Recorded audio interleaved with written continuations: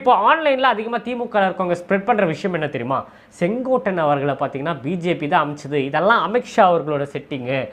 யோசிச்சு பாருங்கள், பிஜேபியும் ஏடிஎம்கேவும் கூட்டணியா, அந்த கூட்டணியில் இருக்கிற ஏடிஎம்கேலேருந்து செங்கோட்டையன் பிரிஞ்சு வராரு. ஸோ இவர் பார்த்தீங்கன்னா அமித்ஷா சொல்லி வராராம், எதுக்கு விஜய் கூட சேர்றதுக்கு. இது என்ன லாஜிக்னே தெரியல. அது திமுக இப்படி பரப்புது. ஸோ திமுகவும் பிஜேபியும் மறைமுக கூட்டணி, திமுக ஜெயிக்கிறது தான் இப்போ இருக்கிற பழனிசாமி வேலையை பார்த்துட்டு இருக்காரு. அந்த அளவுக்கு பார்த்தீங்கன்னா அரசியலில் ஒரு மிகப்பெரிய செட்டிங் ஒன்று நடந்துட்டு இருக்கு. ஸோ இங்கே வந்து சேர்ந்தோன்னா நிறைய பேருக்கு வைத்தெரிச்சல். காரணம், இவ்வளோ நாள் நிறைய பேர் சொல்கிற விஷயம் என்ன, தமிழக வெற்றி கழகம்லாம் பார்த்தீங்கன்னா பெருசாக அரசியல் அனுபவம்லாம் கிடையாது, எல்லாம் புது பசங்க.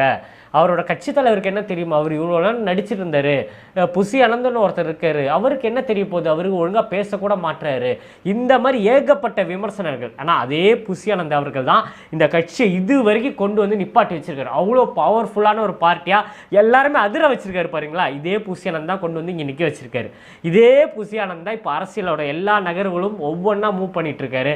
அங்கே இருக்கிற நிர்வாகிங்க, இப்போ அதை ஒரிஜினலாக இருந்தாலும் சரி, அருண் ராஜா இருந்தாலும் சரி, சிடிஆர் அண்ணா நிர்மல்குமாராக இருந்தாலும் சரி, எல்லாருமே வந்து ஒரு இடத்துல நின்று இந்த கட்சி இந்த அளவுக்கு வந்து நிற்கிறது காரணம் அந்த புசி அனந்த் அவர்கள் தான். ஸோ அவருக்கு அப்புறம் பார்த்தீங்கன்னா அடுத்த கட்டத்தில் இப்போ செங்கோட்டையன்ற ஒரு அரசியலில் மிகப்பெரிய ஒரு ஆளுமை இருக்கிற ஒரு மனிதர் வந்து நிற்கிறாரு. ஆனால் நீங்கள் நோட் பண்ணிங்கன்னா தெரியும், விஜய் அண்ணா நிறைய பேர் நம்ம கட்சியில் இணையும் போது இந்த அளவுக்கு ஒரு வீடியோ போட்டதில்லை. இவர் செங்கோட்டையன் அவர்கள் வராருன்னா அவருக்கு ஒரு மரியாதை கொடுக்குற மாதிரி ஒரு வீடியோ, அதில் பார்த்தீங்கன்னா அவரோட வரலாறு, 20 வயசுலேருந்து அரசியல் வந்த விஷயங்கள், அவரோட எக்ஸ்பீரியன்ஸை பார்த்தீங்கன்னா அந்த வீடியோ கிளிப்பில் சொல்லி அவரை ஒரு மிகப்பெரிய லெவலில் ஒரு வரவேற்பை கொடுத்திருந்தார். ஸோ இப்போ திமுகக்கு மிகப்பெரிய ஒரு வைத்தெரிச்சல் என்னன்னு பார்த்தீங்கன்னா, இப்போ அதிகமாக ஸ்ப்ரெட் ஆகிற நியூஸ் உங்களுக்கு தெரிஞ்சிருக்கும். திமுகவில் இருக்கிற நிறைய பேர் பார்த்தீங்கன்னா விஜய் அண்ணா மேலே ஒரு ஈர்ப்பு வந்து தமிழக வெற்றி கழகத்தில் இணைய ரெடியாக இருக்காங்க.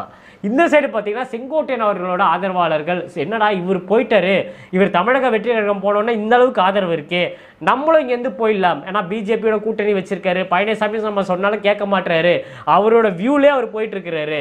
ஸோ இப்படி இருந்தால் ஏடிஎம்கே அழிஞ்சு போயிடும்ன்றது நல்லா தெரிஞ்சிச்சு. நம்ம செங்கோட்டையன் அவர்கள் மாதிரி முன்னாடியே போயிட்டா நம்ம ஒரு நல்ல இடத்துல போய் உட்காந்துருவோம்.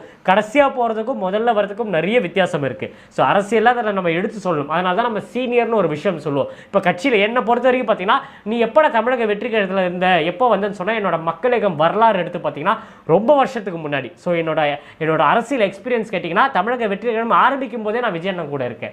ஸோ இதெல்லாம் இப்போ நம்ம எப்படி செங்கோட்டையன் அவர்களை எம்ஜிஆர் அவர்களோட கம்பேர் பண்ணி பேசுகிறோம், அதே மாதிரி பார்த்தீங்கன்னா நான் ப்ரௌடாக ஃபீல் பண்ணுறேன். எங்கள் தலைவர் அரசியல் கட்சி ஆரம்பிக்கும் போது நான் அவர் கூட இருக்கேன், மாநில பொறுப்பில் அஸ்வின் என்ற ஒருத்தன் இருக்கான்றது எனக்கு ரொம்ப பெருமை. அந்த மாதிரி பார்த்தீங்கன்னா இவ்வளோ எக்ஸ்பீரியன்ஸாக இருக்கிற ஆள் நம்மளுக்குள்ளே வந்தோன்னா நிறைய பேருக்கு ஒரு வைத்தெரிச்சல் இருக்குது.